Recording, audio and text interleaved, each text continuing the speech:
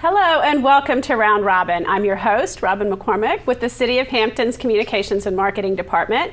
And today we're going to be talking about building permits, which may not sound like a very exciting topic, but if you're ever going to expand or renovate your home, you need to know a little bit. And it also is a sign of one way that Hampton is working progressively with the developers coming into our city. My guests today are Shapiro and Sarah Propst. Welcome. Thank you. Hi. Now, I just want to back up. I know you're here to talk about a more recent development, but about a year ago, the City of Hampton reorganized the way it dealt with projects. Steve, can you give us a little bit of an overview of that? Yeah, what we did in our Development Services Center, which was formerly called our Land Development Center, we reorganized and came up with the idea of project coordinators, and Sarah is one of our 4 project coordinators. We hope soon to have a 5th. And what the idea was that we sort of likened it to what you do when you go to an automobile dealership for repairs for your car. They assign the blue team, and you get to know the person on the blue team named Jim. So Jim is your point of contact. You don't necessarily meet the mechanics or the guy who orders the parts, but your contact is Jim. So our idea was that would be much akin to our project coordinators. So on a project, they would know Sarah. They wouldn't necessarily know the people behind the scenes that were doing all the reviews, but their single point of contact would be Sarah. So it would be easier for them to go through their process, to have one point of contact and one person that could tell them how things were going when there were issues, rather than having to figure out 6 or 7 different people who may have commented. So I think the biggest thrust was the project coordinators.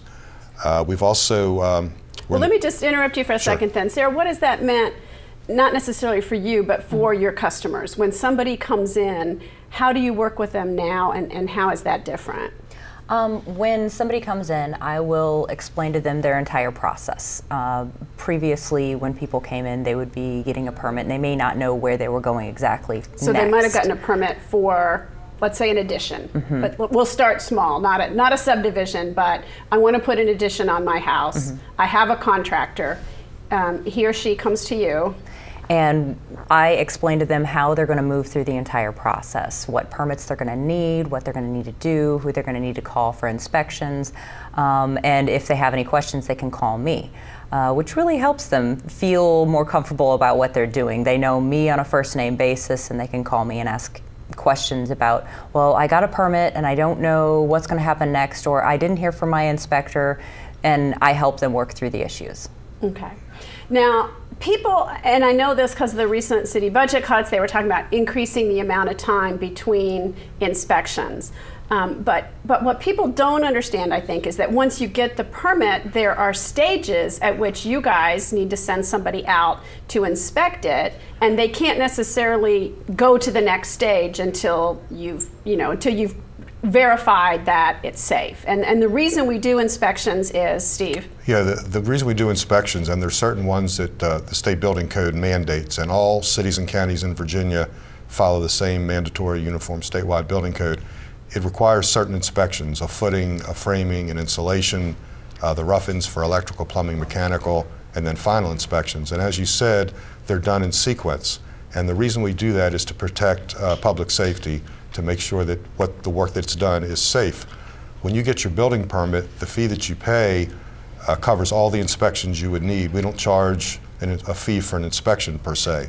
So the amount we collect is only to cover our costs of not only the plan review before the inspections, to make sure the structure complies with the code on the plans that you submitted, but it also covers all the inspections you would need throughout the life of that project.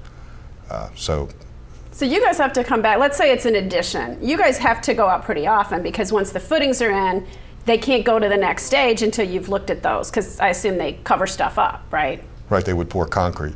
And then the next step, if it was a slab, there would be a slab inspection. If it was a crawl space, there would be a foundation inspection to look at the block work, for example.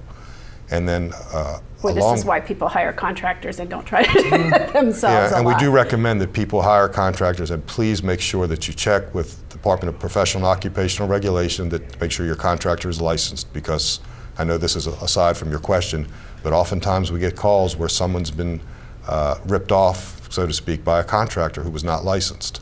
and there's only so much we can do when they didn't hire a licensed contractor or they got the permit themselves, which as an owner they can do. They can do, and a lot of people, especially in Hampton Roads, people with military backgrounds, shipyard backgrounds, are very handy and have a whole lot, more skills than I do, for example. Like, I'll do the painting, but I don't think you want me dealing with footers. That would not be a safe situation. Okay, so right now, whether it's a full-size subdivision or one addition or a deck on one home, someone comes to you and says, okay, here's what I have. They bring you a plan, piece of paper. Then what happens?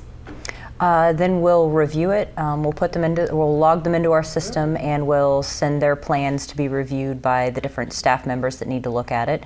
Once we have determined whether they need to do additional work on that, or if it's approvable, then we'll contact them and let them know that. If it's provable, they can pick up their permit, and we'll explain to them how the inspections need to work, and then they're ready to go. Okay, so the organization, facilitated that structure where I just have to deal with Sarah, not the electrical inspector and the plumbing inspector and everybody else. But you guys are now installing some technology that's going to enable you to be more responsive and a little faster and allow you to know exactly what's going on with my project. Is that right? Yes. The new software is supposed to show us where everybody is in their review, so we'll be able to see if there are any comments from the building inspector, if the zoning folks have anything that they need adjusted on plans. So if somebody calls us, we'll be able to tell them exactly where they are in their review. So that would mean, for example, if I have hired the contractor and I'm desperately waiting for him to start, it could be the contractor's, got other work lined up, or it could be he's waiting for X, Y, or Z from the city. Mm-hmm. But I will be able to know that, he will be able to know that, and you can explain exactly what's going on. Yes. That is very handy, because right now I think people feel like it's in the world of red tape in the city and I'm waiting for an answer, and I may not be able to plan my time or know exactly what's going on. Mm-hmm. Yeah, what's really exciting about Basic Gov's solution, when we have our citizen portal available, which will probably be sometime in the fall, you'll be able, once you've submitted an application, you'll be able to track that application online to see where it is in the various processes. You'll be able to purchase certain permits online, so you don't have to come to City Hall necessarily. Now wait, let's talk about that a little more. So starting at the end of March, you're going to get this new software which you will be able to use and be able to tell people what's going on. But then 3 to 6 months later, I as a citizen will be able, it's like the FedEx tracking system. I can log in and see where my permit is and follow it down the path, right? Mm-hmm. Yeah, the other analogy we've used is the Domino's Pizza, where you can call up or online you can see that they've just added the pepperoni and they're getting ready to put the cheese on. Oh, no way, I haven't seen that. So okay. We're not going to put any pepperoni or cheese on your permit, but you'll be able to log in online and find out exactly where in the process you are. As I was saying, you'll be able to purchase permits, certain permits online. You'll be able to request inspections online. So it's really going to be a real bonus to all of our customers. So if I'm a contractor and I have the plans electronically, because that's how things are drawn up these days, not necessarily hand-drawn on blueprints, but on a computer, I could just upload that to the city? Yeah, you'll be able to submit electronically, and we'll be able to review the plans electronically, comment back to you. So that's going to really speed things up. Yes, and it's, it saves the contractors on the cost of paper. Printing rolls and rolls of plans, as you can imagine, is pretty expensive. Right. If it's done digitally, you've saved that cost. But the cost of driving to City Hall, I can't tell you, I see contractors in the lobby and the elevator all the time, and they're carrying that roll of paper, and they're not, hammering on my addition because they have to drive to City Hall and get something approved or get something checked. So now who's paying for this big fancy computer system?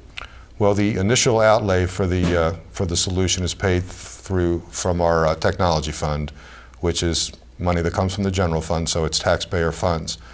Going forward, each year's maintenance and the cost of the licenses are being paid for through a technology fee that we instituted about 6 months ago. It's a $10 surcharge on each permit that we issue. So in essence, it's a user fee. Those who get permits pay the additional $10 towards this technology. Those taxpayers who never get a permit don't pay anything, obviously, but they still have the benefit at some point. If they're going to get a yard sale permit, for example, they'd be able to get that online. Really? Even stuff like yard sale permits? Because there are a whole lot of people who have to trek down to downtown Hampton during business hours, which isn't necessarily convenient, for a yard sale permit. That'll be a big help for folks. Yeah, we're hoping people really take advantage of the online capabilities. Can you tell us a little bit more about what's coming online or how it's going to help citizens? Well, I think number one, it's going to be the ease and convenience of getting the permit. And as you say, they won't have to come to City Hall necessarily. They'll be able to pay by credit card online. That's handy. It's sort of a shopping cart. I'm sure you're familiar with different websites you go to where you add to your shopping carts. You'll be able to add certain permits to your shopping cart, pay for them. So it's going to be a convenience to the citizens. I think being able to track the progress of the project is going to be a real bonus for them. And being able to request the inspections and see the results of the inspections online is certainly a bonus. So I would be able to, my contractor would be able to say, okay, the footings are ready for inspection, and you would be able to say, we're coming when, or here's what we saw. I mean, it's all that communication is going to happen online. Yeah, and the other big part of the citizen portal is what we call the online aspect. With our housing and neighborhood division, they'll be able to interact with the various districts that they work with. And say, for example, you want to know what projects are going on in District 10 if you live in District 10. There'll be a way to do that online through the portal as well. You may get emails when something happens if you sign up for that type of thing. Mm-hmm. If you want to be notified when a project occurs in your area, there's capability for doing that as well. Okay. Now, would you say, during this recession, maybe over the last 4 years, I'm going to guess building permits have been down. People haven't been building new things. This seems poised also for the potential for a resurgence, depending on what happens with the federal government, if the economy picks back up. Do you think you would be able to, handle more permits or handle more customers using this new technology? I think that it will help us to handle more customers more efficiently because of the tracking capabilities the program has, and also because people will be doing it online. They'll be able to do a lot of permits that they normally came in and, we'd spend 10 or 15 minutes with them. You'd get pulled away from whatever it was you were doing to spend that time when they show up. Exactly, and they'll be able to apply for those online, receive them online, and they won't even need to spend their time or our time doing it. So I think it'll really help us focus on some of the bigger projects when they come in and work through those more efficiently. Great. So we would be more responsive and quicker, which always helps. If you're building an addition, you're ready to move into that room, or if you're building a house, you're ready. So anything that speeds that up, I think, helps the customers. Yeah, time is money, particularly to contractors, and if you can cut a couple days off, that's real money to people. Right, to the contractors and potentially to the person who's hiring them, because they're going to bid competitively and hopefully factor this in. So another big plus to this is everything's going to be tied to the GIS. That'll be the common denominator, so it'll be easy to find out what all has happened on a piece of property over the years, everything, as long as you knew the address, or what we call the LRSN number for that property, everything that ever happened will be tied to that piece. So all the information would be collected based on the GIS or the address? Yes. Okay. Well, is there anything else I've forgotten to ask that you guys wanted to add? Nope. We're just happy that you invited us here today so we could tell everybody about all the exciting things that are happening. Yeah, that's wonderful. And I think too, spring is a time when people look to build those decks or to do renovations. And so it's good that you're poised for that. And we're reminding people out there, again, the reason you get the building inspection, the building permit, and the reason there's a fee attached is because this is largely a user fee service. Some general tax money goes to it, but basically the people who are needing the inspections and the reviews are the people who are paying for it. So I hope you've learned a little bit and are ready to do that building boom. Thank you for watching.